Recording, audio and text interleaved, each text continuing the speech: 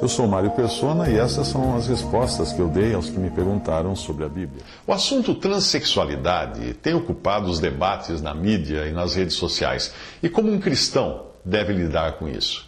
Eu espero que você compreenda que o que eu vou dizer é dirigido a cristãos, a pessoas salvas por Cristo que têm um compromisso com Deus e sua palavra, e não com o seu próprio corpo de carne e com seus instintos naturais. Não. A criação original foi corrompida pelo pecado e por isso existem hoje distorções em tudo e em todos. Alguns nascem com distorções na mente, outros no corpo, algumas mais evidentes, outras nem tanto, mas a verdade continua sendo a de que, originalmente, Deus criou um homem e uma mulher. E tudo que sair desse padrão é uma distorção do projeto original de Deus. E quem diz isso não sou eu, mas o próprio Senhor Jesus, em Marcos 10, versículo 6, quando ele fala: desde o princípio da criação, Deus os fez macho e fêmea. Se eu sou um crente em Cristo e nasci com alguma distorção mental ou física, ou eu a adquiri por conta de um acidente ou de uma enfermidade, eu vou ter que conviver com isso e buscar graça do Senhor para me escorar e não pecar contra Ele usando a minha distorção como desculpa.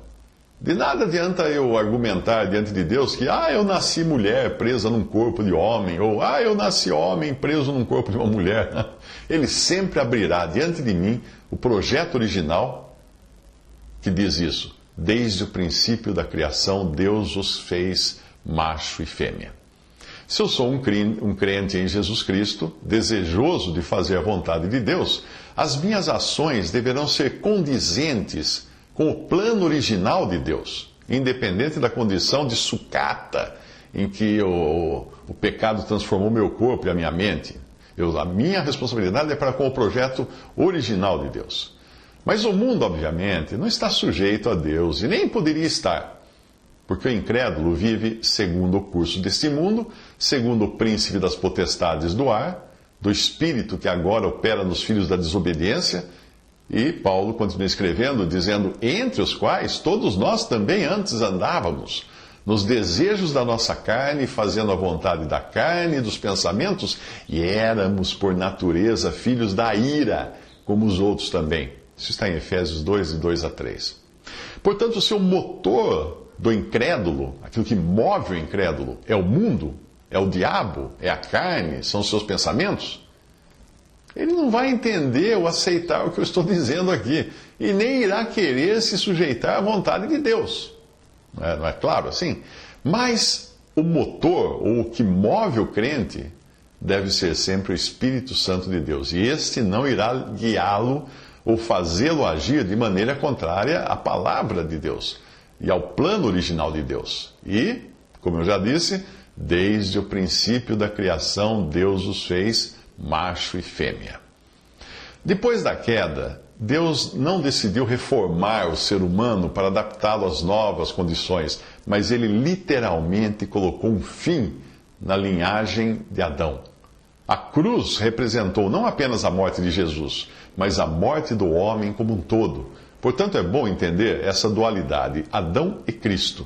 Nós nascemos em Adão e somente pelo novo nascimento e pela fé nós mudamos de posição para estarmos em Cristo. Estando em Cristo, aí você poderá assumir essa nova posição e andar segundo a vontade dele para a sua bênção, ou continuar andando em Adão, mas isso para sua tristeza e maldição. Veja essa passagem. Portanto, como por um homem entrou o pecado no mundo e pelo pecado a morte, assim também a morte passou a todos os homens. Por isso que todos pecaram. Pois assim como por uma só ofensa veio o juízo sobre todos os homens para condenação, assim também por um só ato de justiça veio a graça sobre todos os homens para justificação de vida. Porque como pela desobediência de um só homem muitos foram feitos pecadores, assim pela obediência de um, muitos serão feitos justos. Porque assim como a morte veio por um homem, também a ressurreição dos mortos veio por um homem. Porque assim como todos morrem em Adão, assim também todos serão vivificados em Cristo. Romanos 5,12, Romanos 18, e também 5, versículo 12, 18 e 19, e 1 Coríntios 15, versículos 21 a 22. A próxima passagem de Romanos também é muito clara. Ela diz assim: porque os que são segundo a carne inclinam-se para as coisas da carne, mas os que são segundo o Espírito, para as coisas do Espírito. Romanos 8, 5. Então existem os que são segundo a carne e os que são segundo o Espírito. Cada um irá pender para o seu respectivo lado.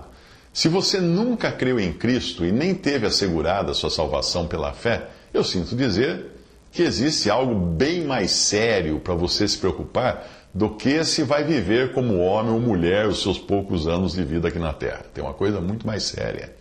Existe uma espada de juízo pairando sobre a cabeça de cada pecador, de todo homem pecador, como que presa por um fio de cabelo pendurado.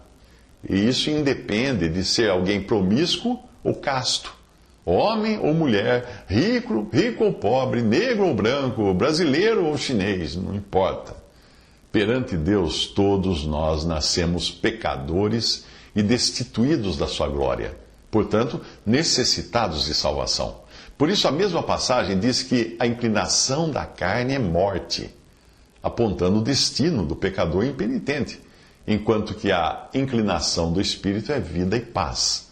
Mas os que estão na carne não podem agradar a Deus. Romanos 8, de 6 a 8. Ou seja, se a minha vida for pautada por meu ser natural, por meu homem natural, descendente de Adão, por mais que essa pauta seja aceita pela sociedade moderna, não posso agradar a Deus. Mais uma vez, o apóstolo Paulo traça o contraste. Vós, porém, não estáis na carne, mas no Espírito, se é que o Espírito de Deus habita em vós. E ele também dá a marca que distingue um salvo de um perdido. Se alguém não tem o Espírito de Cristo, esse tal não é dele. Romanos 8, versículo 9.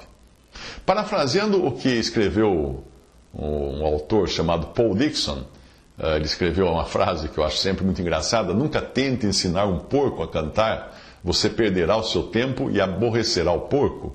Eu diria, em forma de paráfrase, nunca tente ensinar a sua carne a fazer a vontade de Deus. Você perderá o seu tempo e aborrecerá a carne.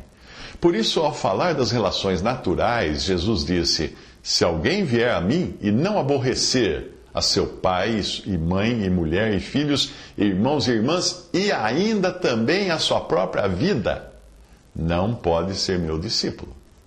E qualquer que não levar a sua cruz e não vier após mim, não pode ser meu discípulo.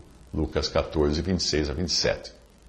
Felizmente para o crente, e para o crente em Cristo somente, se Cristo está em vós, o corpo, na verdade, está morto por causa do pecado, mas o espírito vive por causa da justiça. E se o espírito daquele que dentre os mortos ressuscitou a Jesus habita em vós, aquele que dentre os mortos ressuscitou a Cristo também vivificará os vossos corpos mortais pelo seu espírito que em vós habita. Romanos 8, de 10 a 11. Assim como o incrédulo está morto para as coisas de Deus, indiferente, surdo, cego, tudo para as coisas de Deus, o crente está morto para a carne, ainda que ela momentaneamente ainda esteja nele, no crente, sendo ali o seu velho homem. E por isso que Paulo escreveu 2 capítulos antes desse que eu acabei de ler, que o nosso homem velho foi com ele, com Cristo crucificado, para que o corpo do pecado seja desfeito, para que não sirvamos mais ao pecado. Romanos 6, versículo 6. Em outras cartas ele diz assim, que quanto ao trato passado, vos despojeis do velho homem, que se corrompe pelas concupiscências ou desejos extremos do engano. Efésios 4, 22. Pois que já vos despistes do velho homem com seus feitos. Colossenses 3, 9. Portanto, a posição do crente é uma que, se a sua carne vier lhe cobrar algum tipo de comportamento que tem mais a ver com a distorção da sua mente, do seu corpo e dos seus instintos naturais, do que com a vontade de Deus, expressa na palavra de Deus, a exortação é que nós somos devedores não à carne, para viver segundo a carne. Porque se viverdes segundo a carne, morrereis. Mas se pelo Espírito mortificardes as obras do corpo, vivereis. Porque todos os que são guiados pelo Espírito de Deus, esses são filhos de Deus. Romanos 8, de 12 a 14. Se a carne bate à porta do crente, a sua resposta deve ser: não tenho nada com você. Não devo nada a você. Não tenho nada a ver com você. Não tenho nenhuma dívida, nenhuma obrigação com você. Nos anos 80, quando eu morava em Alto Paraíso, na Chapada dos Veadeiros, lá em Goiás, eu conheci um casal de cristãos de Sobradinho, no Distrito Federal, que era muito ativo no evangelismo. Eles eram tão ativos, os dois, que quando veio a aposentadoria, o marido foi a um ferro velho e recolheu partes de uma Rural Willys. Existia naquele tempo a Rural Willys, fazendo aquele amontoado de peças parecer um veículo. O motor era movido mais a fé do que a gasolina. As portas, então, já não tinham maçanetas ou trincos, tinha um furo e um grande prego que atravessava a porta e o batente e mantinha a porta fechada, enquanto eles andavam sacolejando pelas estradas. Cada parte da lataria era de uma cor, porque ela tinha vindo de carros diferentes Rurais Willys. Eles não usavam aquele ferro velho móvel nas cidades ou nas estradas normais, mas era apenas para viajar pelos caminhos do sertão, estradas secundárias e fazendas e tudo, para visitar pessoas em lugares remotos, povoados longe, e levar o evangelho ali. A tração nas 4 rodas que tinha aquele carro era literalmente uma mão na roda, principalmente na época das chuvas, quando havia muito atoleiros.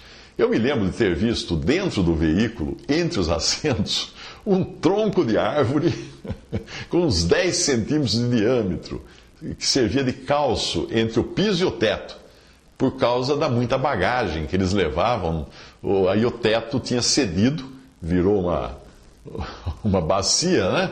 E eles colocaram uma árvore cortada do meio do mato para resolver o problema, para evitar que viajassem corcundas pressionados pela capota torta para dentro do carro. Então eles endireitaram sob pressão desse tronco de árvore. Mas o que isso tem a ver com o assunto das distorções causadas pela queda e pelo pecado nos seres humanos, etc.? Bem, se aquele casal era capaz de usar aquele monte de sucata móvel para a glória de Deus e fazer a sua vontade, o cristão também saberá usar este corpo, já tão decaído, tão combalido pelo pecado, mental e fisicamente, também para a glória de Deus, até o dia em que ele será transformado à semelhança de Cristo. E o que tem o tronco de árvore a ver com o assunto? Bem, a cruz era feita de um tronco de árvore, não era? Um tronco morto sustentando um homem morto e anunciando a morte da velha criação. E se você acha que às vezes não tem forças para manter sua porta fechada para as tentações, que tal usar o prego, né? Jesus dizia a todos: se alguém quiser acompanhar-me, negue-se a si mesmo, tome diariamente a sua cruz e siga-me. Pois quem quiser salvar a sua vida, a perderá. Mas quem perder a vida por minha causa, este a salvará. Pois que adianta o homem ganhar o mundo inteiro e perder-se ou destruir a si mesmo? Lucas 9, 23 a 25. Portanto, se alguém está em Cristo, é nova criação. As coisas antigas já passaram. Eis que surgiram coisas novas. 2 Coríntios 5, versículo 17. Visite respondi.com.br. Visite 3minutos.net.